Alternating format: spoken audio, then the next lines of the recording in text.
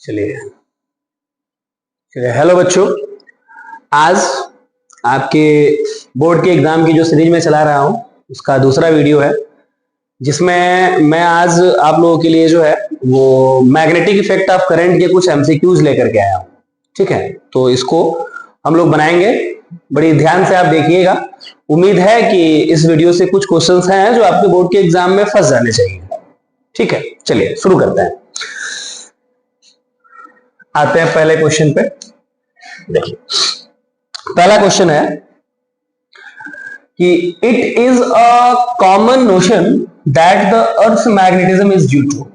Common notion, notion का मतलब होता है धारणा, नोशन का मतलब होता है धारणा। कह रहा है कि एक कॉमन धारणा ऐसी है कि जो अर्थ का मैग्नेटिज्म होता है, जैसे आप पढ़े होंगे कि हमारी अर्थ भी जो है वो एज अ मैग्नेट बिहेव करती है।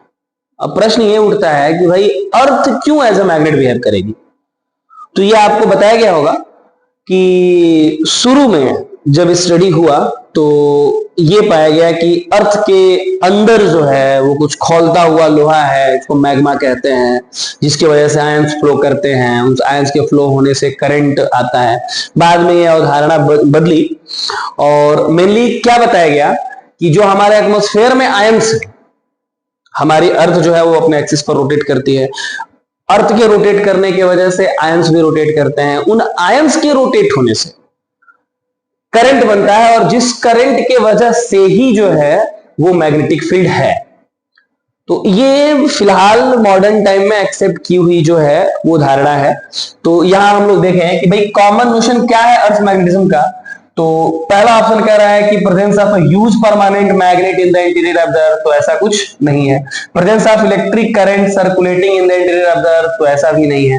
Presence of ions in the atmosphere due to which currents are caused as the earth rotates, यही बात मैं आपसे जस्ट बता रहा था अभी कि अर्थ के रोटेशन की वजह से हमारे एटमॉस्फेयर भी रोटेट करता है। उस एटमॉस्फेयर में प्रेजेंट जो आयंस होते हैं, उन आयंस के रोटेशन की वजह से करंट पैदा होती है, जिस करंट की वजह से मैग्नेटिज्म आता है। ठीक है, न्यूक्लियर एक्सप्लोजन इसका कोई रोल नहीं है। ठीक, चलिए अगला क्वेश्चन है, The magnetic field cannot exert any force on Earth। कह रहा है कि मैग्नेटिक फोर्स कोई भी, मैग्नेटिक फील्ड कोई भी फोर्स नहीं एग्जर्ट कर सकता। ध्यान देना है, कैन नॉट की बात कर रहा है। तो एक बात आप ध्यान से सुनिए, जैसे आपके पास कोई मैग्नेटिक फील्ड है। अब इस मैग्नेटिक फील्ड में यदि आप किसी भी चार्ज को इंटर कराते हैं ना, किसी भी चार्ज को इंटर कराते हैं विथ वेलोसिटी, किसी वेलोसिटी से इसको आप इंटर कराते हो, तो इस चार्ज पर फोर्स लगेगा, जिस फोर्स की वैल्यू होती है B Q V sine theta, जहां पर बी मैग्नेटिक फील्ड इंटेंसिटी है, क्यू इस चार्ज की मात्रा, इस चार्ज की वैल्यू है, और वी वो वेलोसिटी है जिस वेलोसिटी से इसको इंटर कराया जा रहा है, और साइन थीटा क्या है, तो ये वेलोसिटी वेक्टर और बी के बीच का जो एंगल है ये हमारे पास थीटा है। ये बात आपको दिमाग में रखनी है। और इस फार्मूले पर बेटा मान के चलिए कि एक क्वेश्चन तो आपके बोर्ड के एग्जाम में रहना तय है। ठीक है, बहुत महत्वपूर्ण फार्मूला है, इसको मेमोराइज आप रखिए।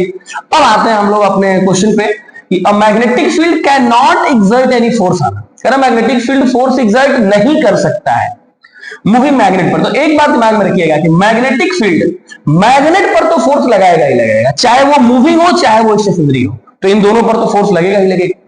मूविंग चार्ज, अभी आपको बताया कि एक चार्ज को मूव कराएंगे मैग्नेटिक फील्ड में किसी वेलोसिटी से तो फोर्स लगेगा, यानी कि हमारे पास ऑप्शन आ रहा है कौन सा, स्टेशनरी चार्ज। रुके हुए चार्ज पर कोई फोर्स नहीं लगेगा। तो इस बात को दिमाग में आपको फिट रखना है। ये एक चार्ज पार्टिकल यदि मैग्नेटिक फील्ड में इसको आप प्लेस कर देते हो, ले आके इस चार्ज पार्टिकल को रख देते हो, तो यहां पर कोई भी फोर्स नहीं लगेगा, इसको दिमाग में रखना है।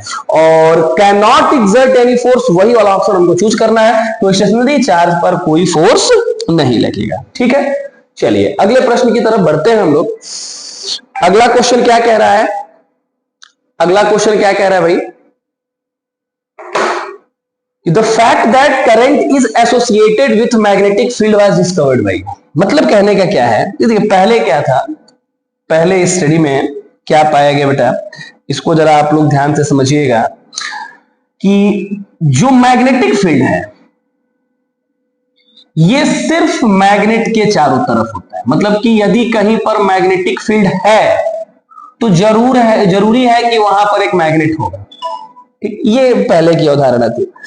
बाद में ऐसे ही ऑरस्टेड नाम के एक फिजिसिस्ट है, वो कोई एक्सपेरिमेंट कर रहे थे। उनके एक्सपेरिमेंट के दौरान उन्होंने ये पाया कि एक करंट कैरिंग वायर के चारों तरफ भी मैग्नेटिक फील्ड बनता है। तो प्रश्न है कि the fact that current is associated with magnetic field, मतलब करंट का संबंध मैग्नेटिक फील्ड से है, ये किसने डिस्कवर किया? तो ऑरस्टेड ने डिस्कवर किया था। ठीक,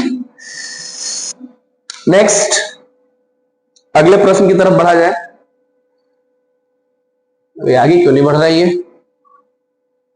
हाँ, a magnetic field can exert force on, कह रहा है कि मैग्नेटिक फील्ड किस पर फोर्स एक्सर्ट कर सकता है। अभी जस्ट इससे पहले वाले क्वेश्चन हम लोग देखें कि भाई उसमें क्या है कि कैन नॉट एक्सर्ट फोर्स, इसमें कह रहा है कि magnetic field can exert force on, एक मैग्नेटिक फील्ड फोर्स एक्सर्ट कर सकता है। क्या स्टेशनरी मैग्नेट पर कर सकता है? तो मैं आपको बताया कि मैग्नेट शब्द यदि आ गया तो फोर्स लगना तय है। मूविंग चार्ज पर जी बिल्कुल कर सकता है, मूविंग मैग्नेट पर जी बिल्कुल कर सकता है। इसका सीधा सा मतलब है कि एक मैग्नेटिक फील्ड इन सब पर फोर्स एक्सर्ट कर सकता है। ठीक है, आसान सा क्वेश्चन था ये। अगला क्वेश्चन है, चूज द करेक्ट स्टेटमेंट। इन चारों स्टेटमेंट को पढ़ना है और आपको बताना है कि कौन सा सही है। Line of force are not imaginary lines. देखिए, जब आप मैग्नेटिक लाइन ऑफ फोर्स की डेफिनेशन पढ़ेंगे तो उसमें बेटा आपसे कहा जाता है कि this are imaginary lines which are drawn to represent magnetic field. तो इसमें कह रहा है कि लाइंस ऑफ फोर्स जो है वो इमेजिनरी नहीं होती हैं, तो ये तो गलत कह रहा है और हमको करेक्ट स्टेटमेंट चूज करना है। Line of force can not be mapped on paper. बिल्कुल हम लोग मैप तो करते ही है ना, जैसे ये हमने नॉर्थ पोल, ये हमने साउथ पोल लिया, फिर यहां से नॉर्थ से हम लोग मैग्नेटिक फील्ड लाइंस को निकालते हैं, साउथ में ले जाते हैं ना, इधर से नॉर्थ से निकालते हैं और साउथ में ले जाते हैं, outside the magnet, inside the magnet, इसको साउथ से निकाल के नॉर्थ में ले जाते हैं। तो मैपिंग तो हम लोग कर ही लेते हैं।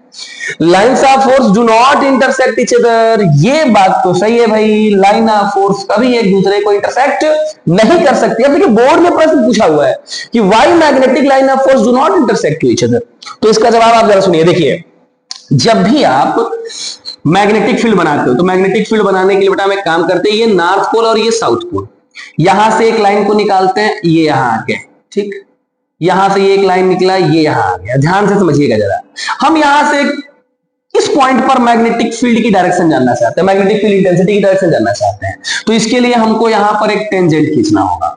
यहां पर हम मैग्नेटिक फील्ड की डायरेक्शन जानना चाहते हैं तो यहां हमको टेंजेंट खींचना होगा, यानी कि मैग्नेटिक फील्ड पर खींचा गया जो टेंजेंट है वही मैग्नेटिक फील्ड इंटेंसिटी की डायरेक्शन को बताता है।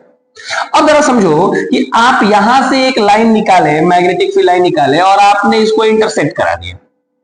अब जिस पॉइंट पर ये इंटरसेक्ट हुआ उस पॉइंट पर दो टेंजेंट होंगे, एक इस कर्व के अकॉर्डिंग में और एक इस कर्व के अकॉर्डिंग में। अब जरा खुद सोचो कि एक ही पॉइंट पर मैग्नेटिक फील्ड की दो दो दिशाएं हो सकती हैं? तो ये तो पॉसिबल है नहीं।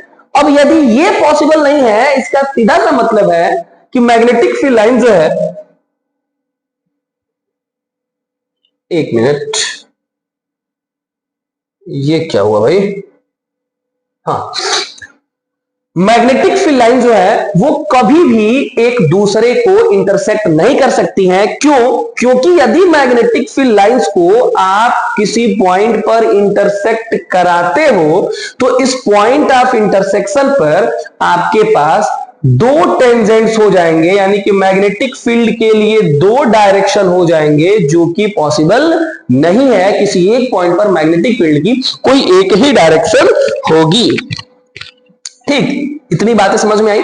तो इसमें कह रहा है कि choose the correct statement. Correct statement आपको चूज करना है। तो जो लाइन ऑफ फोर्स है वो कभी एक दूसरे को इंटरसेक्ट नहीं करती है, यही लाइन सही है। अगला कह रहा है कि line of force always intersect each other, तो ऐसा तो कभी होता ही नहीं है। फिर ये इसमें कह रहा है कि मैप नहीं कर सकते, मैपिंग कर सकते हैं। कह रहा है line of force imaginary lines नहीं होती हैं, ये बिल्कुल वो इमेजिनरी लाइंस ही होती है। ठीक है, चलिए आगे बढ़ते हैं हम लोग। कह रहे by inserting a soft iron piece into a solenoid the strength of magnetic field. बढ़िया क्वेश्चन है, आपके एग्जामिनेशन पॉइंट ऑफ व्यू से महत्वपूर्ण है। कह रहा है कि एक सॉलिनॉइड है, जिस सॉलिनॉइड के अंदर यदि हम एक सॉलिनॉइड के अंदर क्या बोल रहे हैं, एक सॉफ्ट आयरन पीस को इंसर्ट कराते हैं तो मैग्नेटिक फील्ड की ताकत पर क्या असर पड़ता है। तो एक बात आप समझिए, इनसाइड द सोलेनॉइड जो मैग्नेटिक फील्ड का फार्मूला होता है वो होता है म्यू नॉट एन आई। 10th वाले बच्चों को अभी इस फार्मूले से कोई बहुत ज्यादा मतलब नहीं है, बस मैं समझाने के लिए आपको बता रहा हूं। B is equal to mu naught N I. अब होगा क्या कि ये जो म्यू नॉट है, this is permeability of free space. यदि आप आयरन को इसमें इंसर्ट करा दोगे तो फिर यह म्यू नॉट की वैल्यू पहले के मुकाबले बढ़ जाएगी। अब पहले के मुकाबले बढ़ जाने से बी भी क्या हो जाएगा, बढ़ जाएगा। इसलिए जब हम सॉफ्ट आयरन पीस सोलेनॉइड के अंदर इंसर्ट करेंगे तो मैग्नेटिक फील्ड क्या हो जाएगा, इंक्रीज हो जाएगा। ठीक है, इतनी बातें आपको याद रखनी है।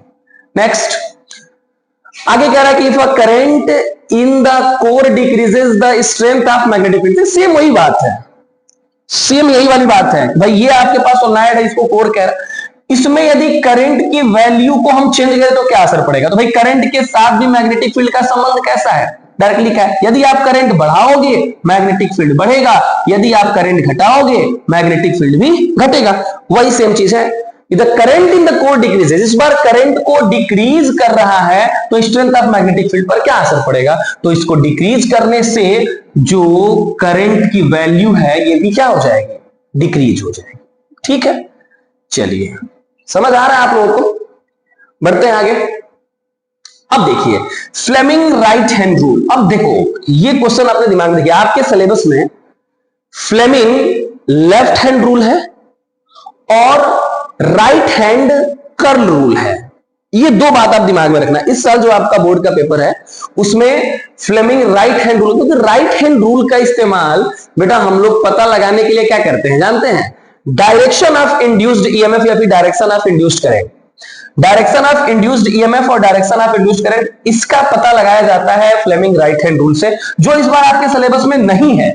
लेकिन दिमाग में रखिएगा कि यदि यही आपसे फ्लेमिंग राइट हैंड के जगह पर यदि लेफ्ट हैंड कह दिया, क्या कह दिया, लेफ्ट हैंड कह दिया, तो वहां आप बताएंगे कि फ्लेमिंग लेफ्ट हैंड रूल का इस्तेमाल किसी चार्ज पार्टिकल पर या फिर करंट कैरिंग वायर पर लगने वाले फोर्स के डायरेक्शन का पता लगाने के लिए इस्तेमाल किया जाता है।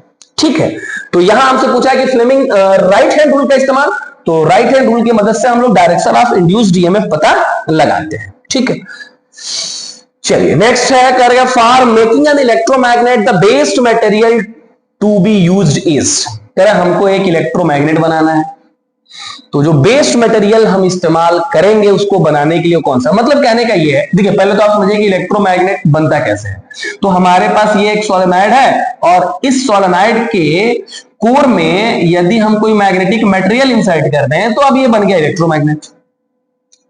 अब ये जो कोर मटेरियल है इसके तौर पे हम लोग सॉफ्ट आयरन लेते हैं, सॉफ्ट आयरन लेते हैं। तो सॉफ्ट आयरन हम लोग क्यों लेते हैं भाई, तो ये एक अच्छा मैग्नेटिक मटेरियल है और सबसे अच्छी बात है कि सॉफ्ट आयरन की जो रिटेंटिविटी होती है वो बहुत कम होती है। रिटेंटिविटी कम होने का क्या अर्थ है, तो आप ऐसे समझो, यदि आप इस सोलेनॉइड में करंट फ्लो करा रहे हो, स्विच को ऑन किए, ये एक स्ट्रॉन्ग मैग्नेट की तरह काम किया, स्विच को जैसे ही ऑफ करोगे ये थोड़ा भी मैग्नेट की तरह काम नहीं करेगा।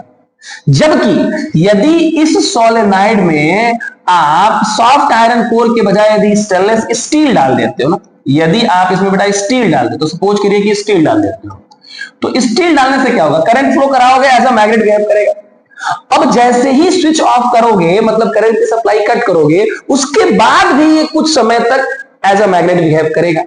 तो फिर तो ये टेम्पोररी हुआ नहीं। और इलेक्ट्रोमैग्नेट का मतलब होता है एक temporary magnet.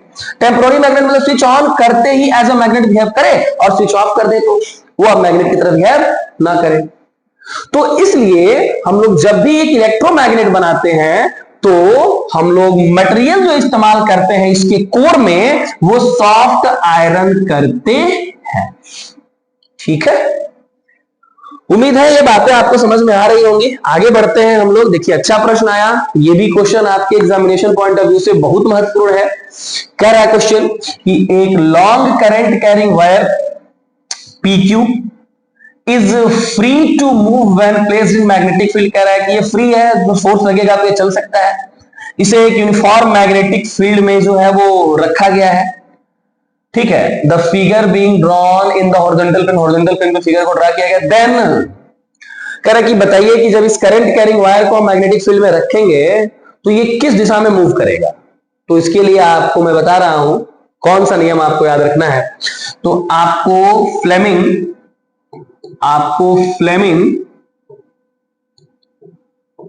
Left hand rule समझना है।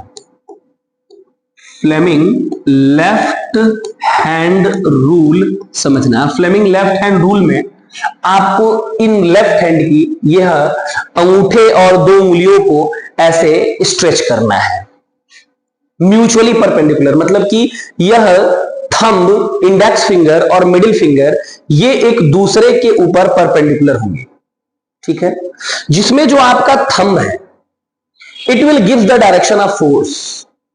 Index finger this will give the direction of magnetic field और middle finger this will give the direction of current और the direction of positive charge. Positive charge के चलने की दिशा, ये magnetic field की दिशा, और ये थंब जो है वो फोर्स की दिशा को बताएगा। शॉर्ट ट्रिक में बता रहा हूं याद करने का।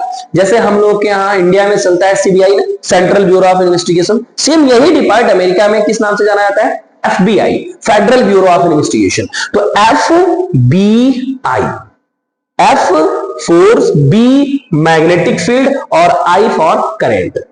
अब इनके मदद से ही हम लगने वाले फोर्स की दिशा को बताएंगे, जिसमें दो डायरेक्शन बेटा हमारे पास नोन है, एक करंट की दिशा और एक मैग्नेटिक फील्ड की डायरेक्शन। ये दो डायरेक्शन हमारे पास नोन है। तीसरा अंगूठा हमको बताएगा कि किस दिशा में इस पर फोर्स लगेगा। तो हम करते क्या है, देखिए FB, तो B की दिशा में ये हो गया, और I किधर, करंट किधर जा रहा है? ऊपर जा रहा है। तो करंट देखिए ऊपर जा रहा है, मैग्नेटिक फील्ड लेके जा रहा है। अंगूठा किधर जा रहा है? अंदर जा रहा है। इसका मतलब इस वायर पर जो फोर्स लगेगा उस वक्त मैं ऑब्जर्वर हूं और मैं इसे देख रहा हूं, तो ये वायर मेरे से दूर जाएगा, ये वायर मेरे से दूर जाएगा। तो ऑप्शन C देखिए बन रहा है कि it will move downwards away from the observer. जो चौथा ऑप्शन कह रहा है कि it will not move at all, तो ये तो हो नहीं सकता, मूव तो करेगा। It will move upwards towards the observer, तो मेरी तरफ तो आ नहीं रहा है। It will move along the magnetic field, तो ये तो ऑप्शन होगा नहीं, ये ऑप्शन होगा नहीं। फिर कौन सा ऑप्शन जा रहा है? Option C। उम्मीद है कि ये बात आप समझे होंगे। ये याद रखना है आपको। फ्लेमिंग लेफ्ट हैंड रूल में जो आपका थंब होता है, वो फोर्स की डायरेक्शन देता है। ठीक, जो आपका मिडिल फिंगर है, उससे पहले इंडेक्स फिंगर लिख लेते हैं। जो आपके पास इंडेक्स फिंगर है, इंडेक्स फिंगर ये आपके मैग्नेटिक फील्ड का डायरेक्शन देता है, और जो मिडिल फिंगर है, मिडिल फिंगर वो आपके करंट के डायरेक्शन या पॉजिटिव चार्ज के चलने के दिशा को बताता है। ठीक है, इतनी बातें आप दिमाग में रखेंगे। आगे बढ़ते हैं। देखिए, which of the following figures represents the magnetic line of force due to an isolated, एक आइसोलेटेड मतलब अलग किया हुआ साउथ पोल है। प्रैक्टिकली ये पॉसिबल नहीं है कि आप साउथ पोल को अलग करें, लेकिन यहां पर रिप्रेजेंटेशन सिर्फ साउथ पोल का लेके चलना है। तो कह रहा है कि इसमें कौन सा फिगर करेक्ट रिप्रेजेंटेशन दे रहा है मैग्नेटिक फील्ड लाइंस का। तो सिंपल सी बात आप समझ लीजिए, ये नॉर्थ पोल है, ये साउथ पोल है। नॉर्थ पोल से मैग्नेटिक फील्ड लाइंस हमेशा बाहर की ओर निकलेंगी, साउथ पोल में हमेशा मैग्नेटिक फील्ड लाइंस अंदर की ओर जाएंगे।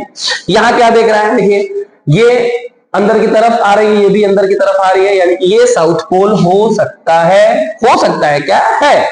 आगे ये निकल रही है लाइन, तो ये साउथ पोल तो नहीं हो सकता।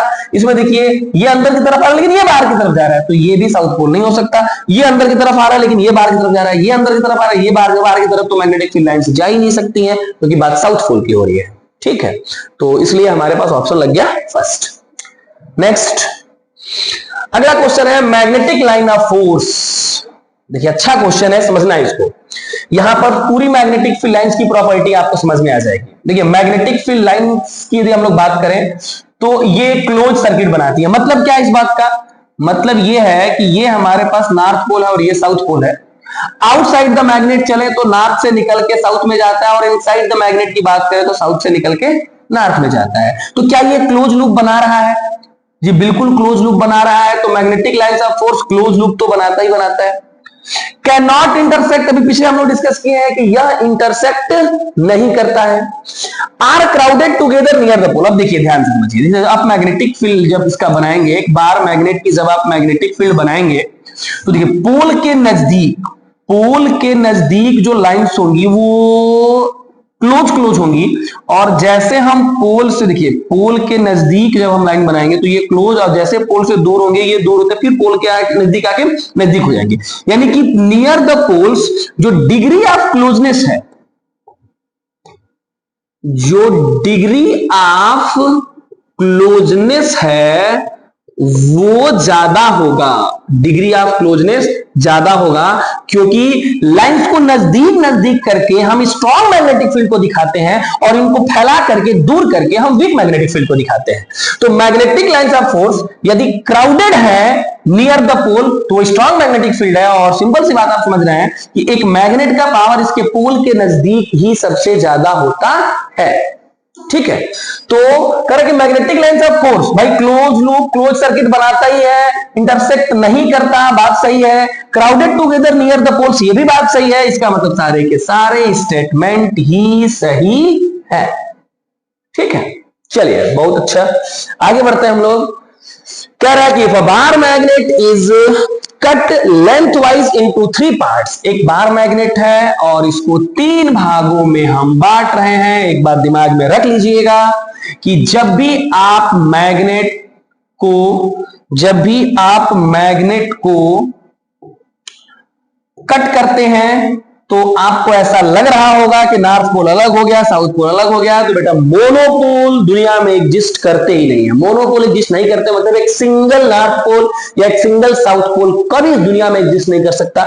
जब भी आप कटिंग करेंगे, ये नॉर्थ पोल है तो यहाँ पर साउथ पोल डेवलप होगा, ये साउथ पोल है तो यहाँ पर नॉर्थ पोल डेवलप होगा। फिर कटिंग करेंगे, इधर नॉर्थ पोल है तो यहाँ साउथ पोल डेवलप हो जाएगा, इधर साउथ पोल है तो इधर पर नॉर्थ पोल डेवलप हो जाएगा। तो ये बात आपको समझनी है। ठीक है, तो अब अपने प्रश्न पे आते हैं। करेंगे bar magnet is cut lengthwise into 3 parts, 3 part में इसको कट कर दिया गया। Total number of poles will be, तो पोल्स कितनी होंगी? पहले आपके पास 2 पोल थी, अब कट किए तो यहां पर साउथ है, यहां साउथ है। ठीक है, यदि यहां साउथ है तो यहां क्या आएगा? नॉर्थ आएगा। यहां नॉर्थ है तो फिर यहां क्या आएगा? साउथ आएगा। फिर यहां क्या आ जाएगा? नॉर्थ आ जाएगा। ठीक है, यानी कि कितने पोल हो गए? 1 2 3 4 5 6 7। समझ में आ रहा है कि यदि आपके पास 3 पार्ट हुए तो एक बार मैग्नेट के 3 टुकड़े मतलब 3 मैग्नेट हुए ना। और एक मैग्नेट के पास कितने पोल? एक मैग्नेट के पास कितने पोल? 2 पोल। तो 3 मैग्नेट के पास कितने पोल होंगे? टोटल 6 पोल हो जाएंगे।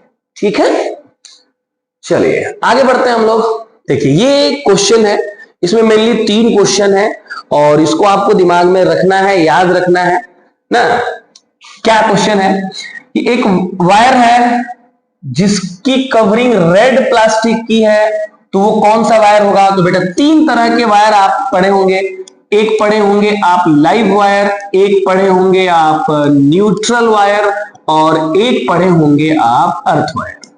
अच्छा, लाइव वायर वो है जिसमें करंट दौड़ता है, न्यूट्रल वो है जो सर्किट को पूरा करता है, और अर्थ वायर वो है अर्थिंग।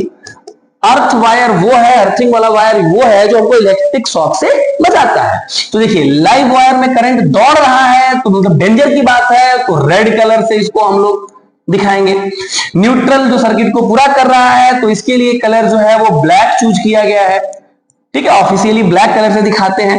अर्थिंग की बात करें तो ये हमारा बचाव कर रहा है, इसका मतलब कि ये ग्रीन कलर का है। तो ये 3 बातें आपको दिमाग में रखनी है।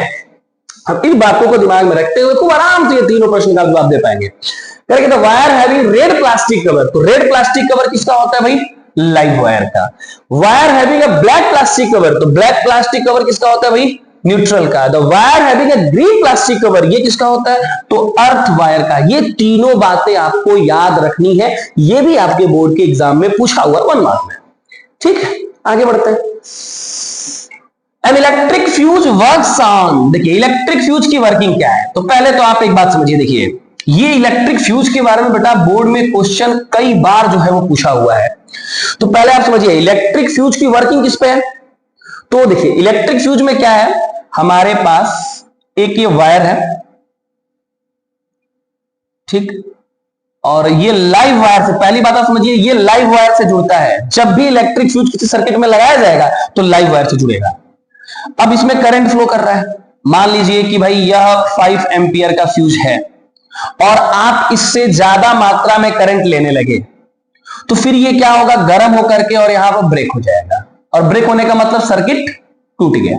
तो एक बात समझ में आएगी, इलेक्ट्रिक फ्यूज की वर्किंग किस पे है, हीटिंग इफेक्ट ऑफ करंट पे है। हीटिंग इफेक्ट ऑफ करंट पर यह काम करता है।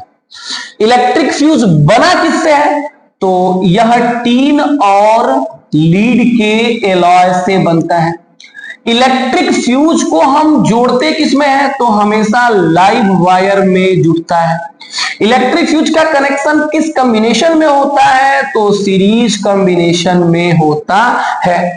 इतनी बातें आपको इलेक्ट्रिक फ्यूज के बारे में। अच्छा एक और बात है इलेक्ट्रिक फ्यूज के बारे में, इलेक्ट्रिक फ्यूज का मेल्टिंग पॉइंट हाई होना सही है कि लो होना सही है, तो लो मेल्टिंग पॉइंट होना इसका हमारे लिए सही है, क्योंकि यदि हाई मेल्टिंग पॉइंट कर देंगे तो फिर वो पिघलेगा ही नहीं, पिघलेगा ही नहीं तो सर्किट ब्रेक होगा नहीं, और सर्किट ब्रेक होगा नहीं तो फिर जो हमारे पास आगे की अप्लायंस है वो एक्सेस करंट से डिस्ट्रॉय हो सकती है।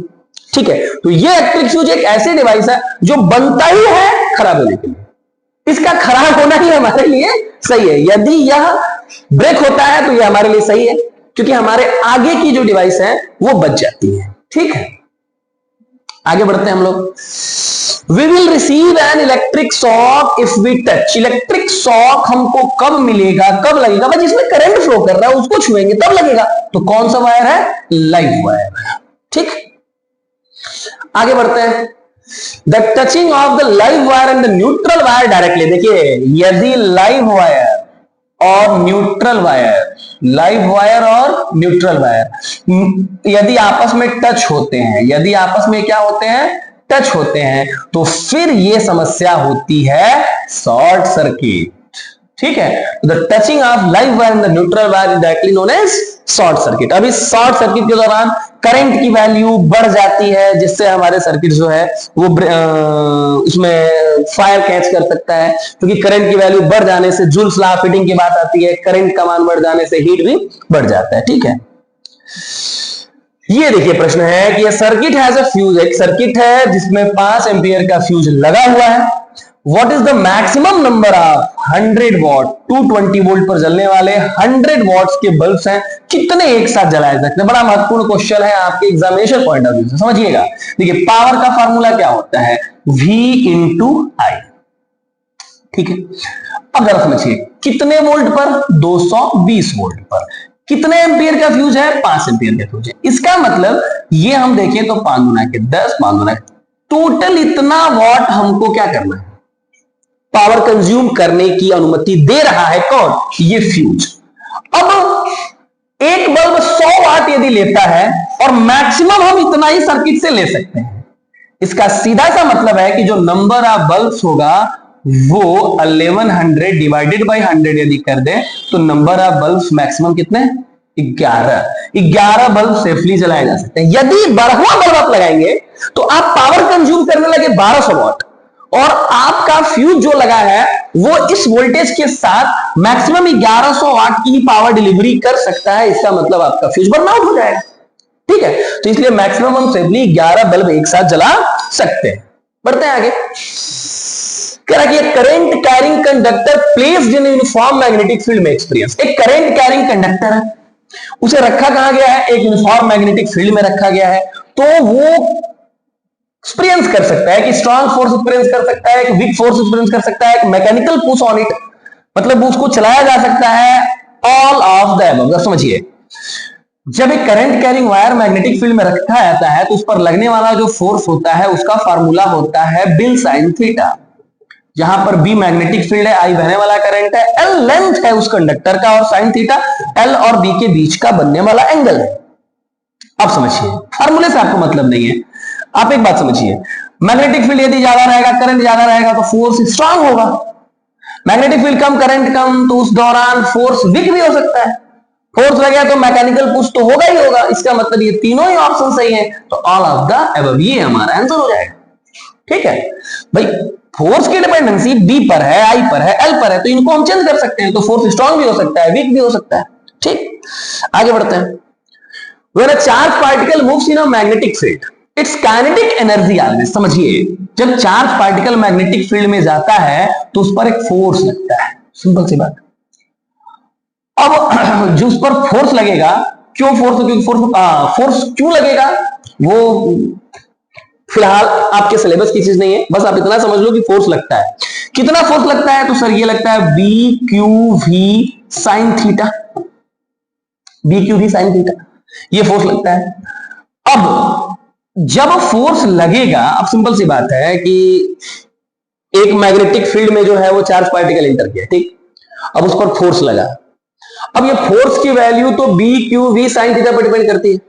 अब आपके फोर्स लगने से कुछ वेलोसिटी मिलेगी उस चार्ज पार्टिकल को, और काइनेटिक एनर्जी का फॉर्मूला होता है 1/2 mv²। अब ध्यान से समझिएगा, जब चार्ज पार्टिकल इंटर करता है मैग्नेटिक फील्ड में तो उसकी काइनेटिक एनर्जी हमेशा क्या होती है, बढ़ती है, घटती है, कांस्टेंट रहती है, कुछ डिसाइड नहीं कर सकते हैं। तो आप समझिए भाई, देखिए, चार्ज पार्टिकल के मास में कोई चेंज नहीं आएगा, और जितनी वेलोसिटी मिलनी है वो फोर्स लगने के बाद ही क्लियर हो गया होगा कि हाँ कितनी वेलोसिटी मिलने वाली है। इसका मतलब कि मास भी नहीं बदलने वाला और फिर वेलोसिटी की वैल्यू भी नहीं बदलने वाली है। इसका मतलब कि काइनेटिक एनर्जी हमेशा क्या रहने वाली है, उसमें कांस्टेंट रहने वाली है। अब यदि मैग्नेटिक फील्ड की ताकत आप बदलेंगे तो फोर्स बदलेगा, फोर्स बदलेगा तो फिर उसके लिए अलग वेलोसिटी आएगी। लेकिन यहां पर बात कर रहा है कि एक चार्ज पार्टिकल को एक मैग्नेटिक फील्ड में इंटर कराया गया तो क्या उसकी काइनेटिक एनर्जी हमेशा बदलेगी, घटेगी, बढ़ेगी, या कोई बदलाव नहीं आएगा। तो काइनेटिक एनर्जी में, अच्छा काइनेटिक एनर्जी क्वांटिटी कैसी है, तो ये स्केलर क्वांटिटी है, तो डायरेक्शन के बदलने से भी कोई बदलाव आने वाला नहीं है। ठीक है, आगे बढ़ते हैं। Current is pass through a straight wire, the magnetic field established around it has a line of force. अब समझिए भाई, देखिए दिमाग में इसको ले आइए। जब आपके पास एक स्ट्रेट करंट कैरिंग वायर है तो इस स्ट्रेट करंट कैरिंग वायर के द्वारा बनने वाला जो मैग्नेटिक फील्ड होता है वो सर्कुलर होता है। अब इस सर्कुलर होता है, इस सर्कुलर में भी कैसा होगा, क्लॉकवाइज होगा कि एंटी क्लॉकवाइज होगा, अभी आपको पता लगाना पड़ेगा। तो इसके लिए हमारे पास राइट हैंड पाम रूल है।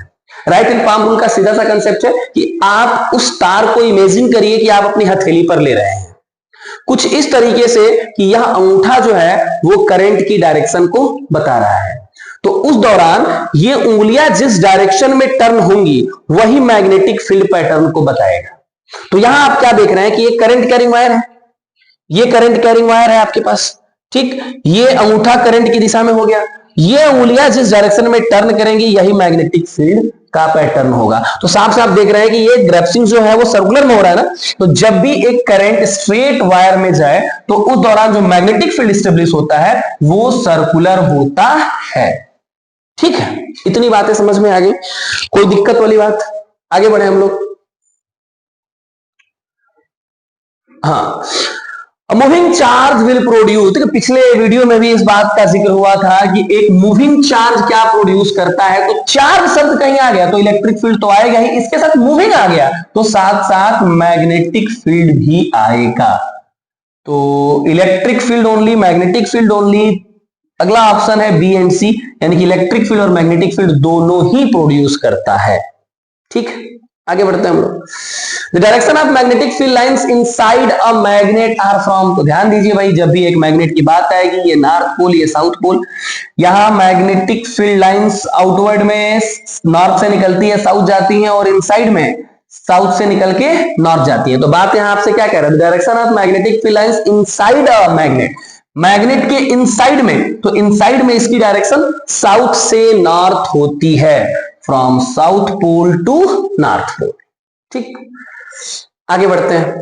Which of the following magnetic field lines are represented by straight current carrying conductor? एक straight current carrying conductor है और इसके द्वारा मैग्नेटिक फील्ड, अभी जस्ट आपको बताया गया है कि ये कॉन्सेंट्रिक सर्किल्स होती हैं, कॉन्सेंट्रिक सर्किल्स होती हैं। तो ये हो नहीं सकता, ये भी नहीं हो सकता, ये भी नहीं हो सकता, ये हमारे पास कॉन्सेंट्रिक सर्किल है। ठीक, ध्यान देना है, यदि आपके पास source straight current carrying wire है तो यहां मैग्नेटिक फील्ड कॉन्सेंट्रिक सर्किल होगा, लेकिन यदि आपके पास सोर्स सर्कुलर वायर है तो फिर सेंटर पर magnetic field lines straight wire होता है, इसको दिमाग में रखना है। Next, no magnetic force acts on, कह रहा मैग्नेटिक फोर्स किस पर एक्ट नहीं करेगा, एक स्लोली मूविंग चार्ज पर देखिए सिंपल सी बात है, फोर्स का फॉर्मूला है B Q V sine theta. अब चार्ज पार्टिकल धीरे चल रहा है तेज चल रहा है उसका मतलब नहीं है, यदि उसके पास वेलोसिटी है तो फोर्स लगेगा।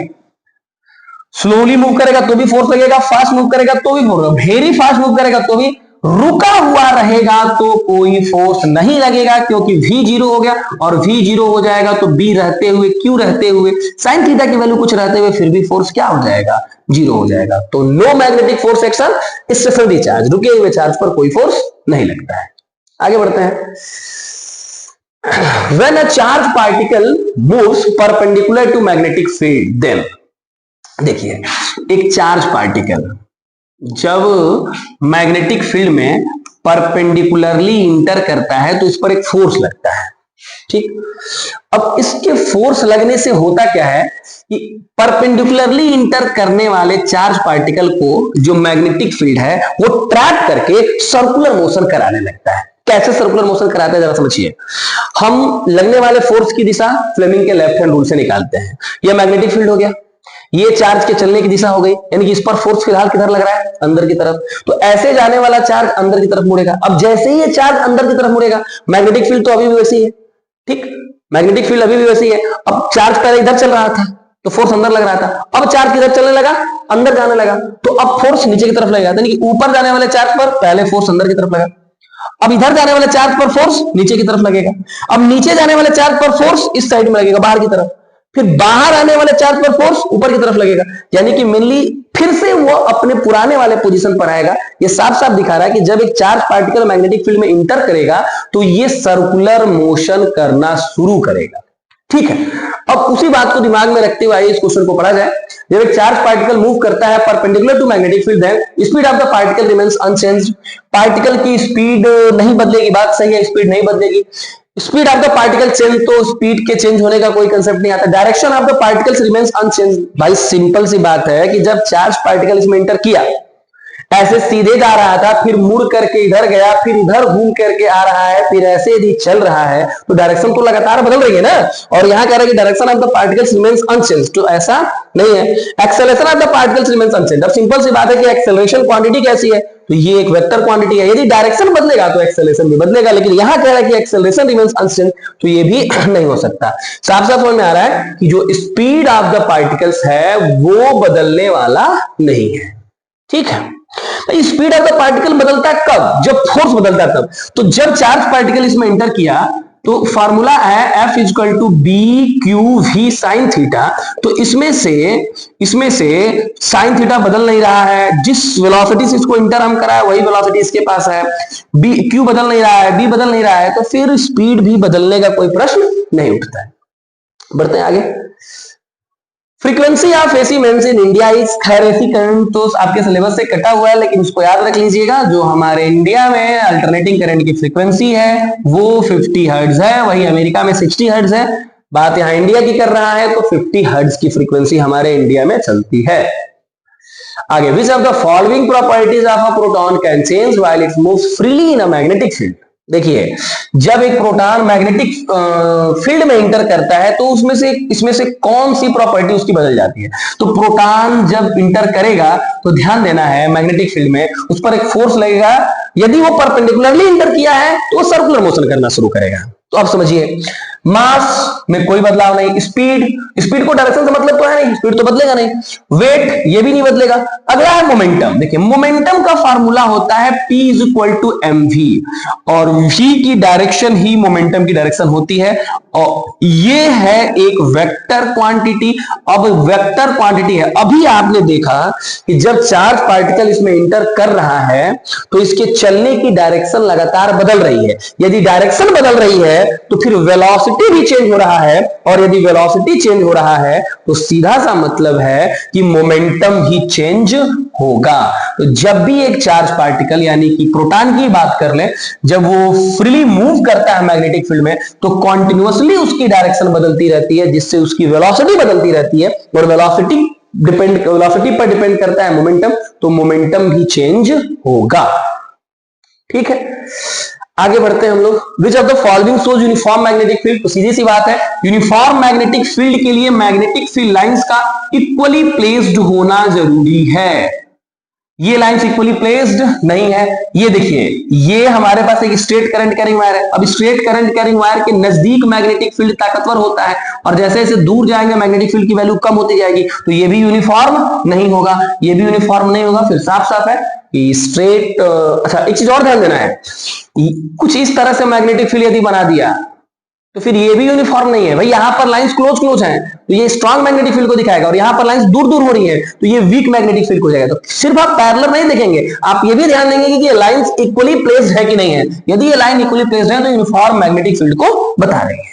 ठीक है, आगे बढ़ते हैं। The strength of magnetic field inside a long straight carrying current carrying straight solenoid is, समझिए, देखिए एक सोलेनॉइड के अंदर, बहुत महत्वपूर्ण क्वेश्चन है ये, जो मैग्नेटिक फील्ड की वैल्यू होती है वो हर जगह सेम होती है, B is equal to mu naught N I. ये फार्मूला होता है। क्या फार्मूले से आपको मतलब नहीं है, अब आप समझना है आपको इस बात को ध्यान से कि यहां पर मैग्नेटिक फील्ड यदि 2 टेस्ला है तो यहां पर भी मैग्नेटिक फील्ड 2 टेस्ला होगा, यहां पर भी मैग्नेटिक फील्ड 2 टेस्ला होगा। यानी कि inside the solenoid magnetic field की वैल्यू हर जगह सेम रहती है। हायर क्लास में आप चलेंगे तो आपको बताया जाएगा कि जब हम इसके इंच पर आ जाए तो जितना अंदर मैग्नेटिक फील्ड होता है उसका आधा मैग्नेटिक फील्ड हो जाता है। लेकिन अभी आपको इस पर विचार नहीं करना है, आपको समझना है कि एक सोलेनॉइड के अंदर मैग्नेटिक फील्ड यूनिफॉर्म होता है। मिडिल में जितना होगा उसके बगल में भी उतना ही होगा, उसके बगल में भी उतना ही होगा, उसके बगल में भी उतना ही होगा। तो same at all points, magnetic field intensity हर जगह क्या होती है, सेम होती है। मैग्नेटिक फील्ड की ताकत हर जगह सेम होती है। ठीक है, आगे बढ़ते हैं हम लोग।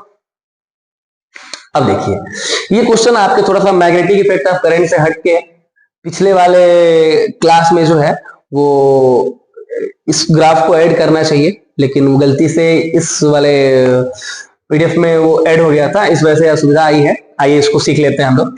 For a constant potential difference the graph between electric power and resistance, तो सिंपल सी बात है, पावर का फॉर्मूला है V स्क्वायर अपॉन में R, पावर का फार्मूला है V इंटू आई, पावर का फार्मूला है I स्क्वायर इंटू आर। इसी के आधार पर ये क्वेश्चन बनेगा। देखिए क्या कह रहा है कि for constant potential, potential difference को कांस्टेंट कर रहा है, तो फिर इस सिचुएशन में पावर का संबंध जो है, पावर का संबंध रेजिस्टेंस के साथ कैसा है, इनवर्सली है। और यदि इनवर्सली है इसका मतलब कि रेजिस्टेंस के बढ़ने से पावर कम होगी, रेजिस्टेंस के कम होने से पावर बढ़ेगी, तो हमारे पास ऑप्शन लगेगा बी। ठीक, अगला और ये आखिरी क्वेश्चन है। तो जैसे कि पिछले क्लास में ये क्वेश्चन, पिछले क्लास में भी आखिरी क्वेश्चन आपके लिए छोड़ा गया था, इस क्लास में भी ये आखिरी प्रश्न आपके लिए छोड़ा जा रहा है। आप जरूर रिप्लाई करेंगे, बताएंगे कि कौन सा ऑप्शन क्वेश्चन का सही है। मुझे उम्मीद है कि आप सभी लोग जवाब जरूर देंगे। ठीक है, तो ये हम लोगों का मैग्नेटिक इफेक्ट ऑफ करंट के कुछ क्वेश्चंस थे, वो एमसीक्यूज आपको करा दिए गए, फिर इलेक्ट्रिसिटी का करा दिया गया है। अब अगला वीडियो में जो है वो लाइट और फिर उसके बाद human I and the colourful world, इसको कल की क्लास में जो है वो करा दिया जाएगा। ठीक है, तब तक के लिए आप लगे रहिए, मजे लेते रहिए, पढ़ते रहिए और अच्छे से अपना एग्जाम दीजिए। ठीक है, बेस्ट विशेष आप सभी लोग।